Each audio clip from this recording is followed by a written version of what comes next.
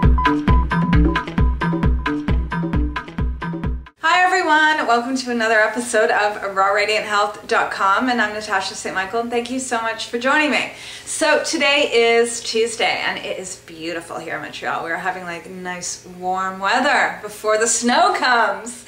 So this morning I got an email from someone asking me about sugar cravings, sugar withdrawal, sugar addiction, what to do. And as you know, I was once upon a time a sugar addict, so I've been there. I know what it's like, and it's a toughie. And I know a lot of people suffer from this. This is like, I hear about it all the time, almost daily. I hear about the ups and the downs, and how people are really, they're so determined to cut the sugar out of their life, and they can really go through it, and it can sometimes like be many sort of trial and error. It's like you try and you do it, you do well for a few days, and then you fall off. The main thing is you got to just keep getting back on, and eventually it's like, I used to say in the past, it's like there will come a time where you will be tired of trying to quit something, that you eventually just quit it. And but sometimes it takes a few times. So don't ever be hard on yourself. Like if you do really well and then you fall off, just keep going. Okay. So the main thing is with sugar though is that it's in everything. Okay. It's if you're eating anything that's pre-made or processed, or like any kind of sauces and dips, or anything that you're buying from a grocery store, or even cereals and breads. I mean, even ketchup has sugar in it. Everything has sugar in it. Everything. And anything that's pre-made will definitely have sugar in it. And like, I'm thinking back to a friend of mine that last year, she had a scare of, she was pregnant, and she had a scare of gestational diabetes.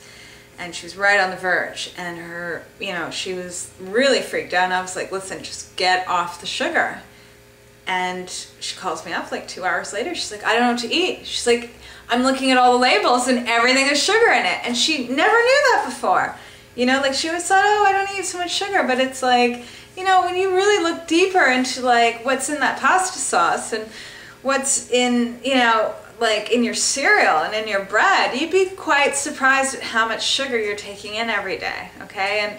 And that's the main thing is educating yourself that if you want to cut sugar, you got to make sure it's cut on everywhere. And my advice to you, first thing to be doing is really to making your own food as much as possible. The more whole foods you're eating and the more you prepare it from scratch, the safer you're going to be. And then also you can really just cut it out, because I think sometimes that's what keeps people on, is that they cut it mostly out of their diet, and then there's that one little thing that they're eating that has the sugar in it, and they don't realize it does.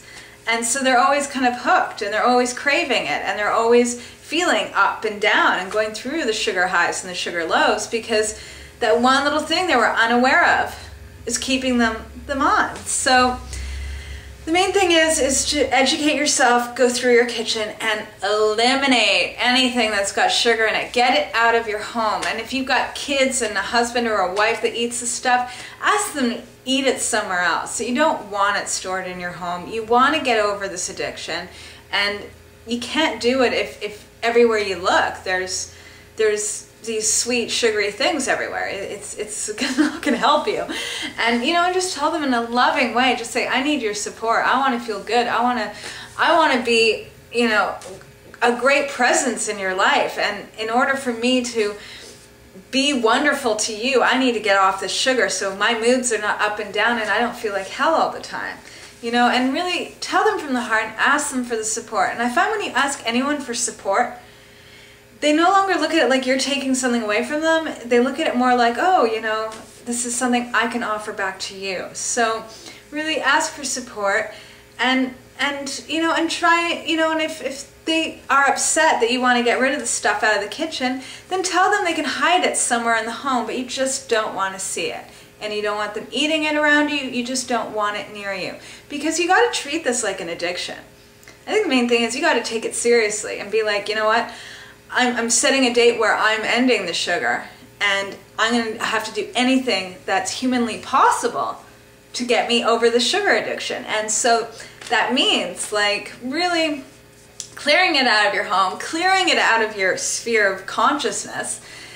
And also I would suggest, because it is an addiction, is actually having some time to relax. You know, it's like they say, like getting over any addiction, sometimes you have to do it at a time when you're not in the middle of stress and your whole life being upside down that you decide to get rid of an addiction, but do it at a time when you have a few days off, like let's say you have a weekend, you know, at least 2 days where if you need to have a little extra sleep, you can go to bed. If you need to just sit down and do nothing or go to a movie or be able to like go out and take a walk, do it at a time when you don't have any responsibilities, where you're not like having to be at work, things like that. Just at least for the first 2 to 3 days, because that's the main thing with any addiction. It's like to get anything out of your system, it takes 2 to 3 days to completely eliminate it from your system. And then after that, you're still eliminating. It's still like stored in your fat and in your body and in your tissues. But the worst part is always over after the first 3 days. And then after that, it's getting the remainder out, and it's also getting over the psychological. And that's one thing to really evaluate, is that a lot of times, I know for myself, I used to really, you know, I was always going for the sugar because sugar was like my friend, you know.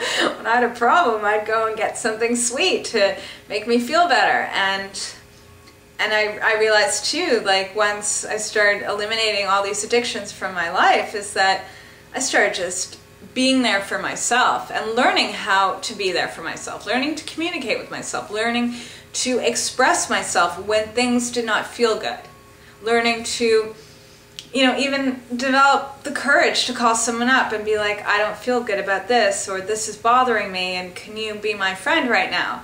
You know, those things used to be difficult for me, whereas it's getting a little bit easier. And, you know, and the main thing is that I'm learning that in order for me to have a healthy and balanced lifestyle and life and happiness, and not be like, you know, having all these addictions and going to things outside of myself, was that I really, you know, I had to find balance, and also had to learn, you know, to just let things go, let things flow, and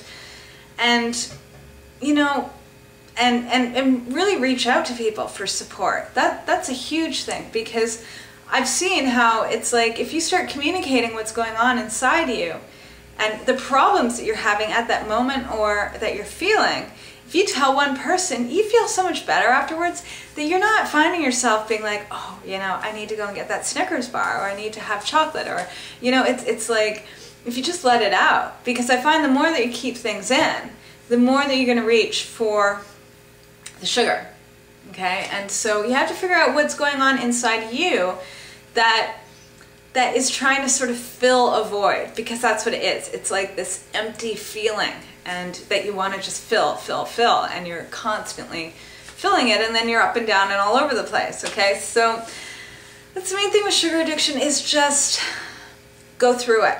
Just say to yourself, I'm going to go through it, even if it's going to be torturous, even if it's going to be painful, even if I feel like, you know, I'm going to die from this experience. I'm just going to ride it out. And that's one thing I always remind myself is, you know, I picture it like a wave. You're riding a wave, and you got to just ride it out. And at points it's scary, and at points it makes you feel alive, and you just got to go through it, okay? And then let it go and move on from it. And my suggestion too is, you know, eat a lot of fruit, drink a lot of water, just release a lot of that toxicity out, and get on to the green juices. Green juices for me, if you want to get rid of your sugar addiction, get on to the green juices. It'll take away all cravings, okay? Green juices are great for any kind of cravings, okay? And it's going to help build you up, and you're going to see every day you're going to look more and more beautiful. And remind yourself that no sugar equals radiance. Beautiful, clear skin, everything. Glowing health, okay? So I'm wishing you guys a fabulous, fabulous day, and I will see you tomorrow. Bye!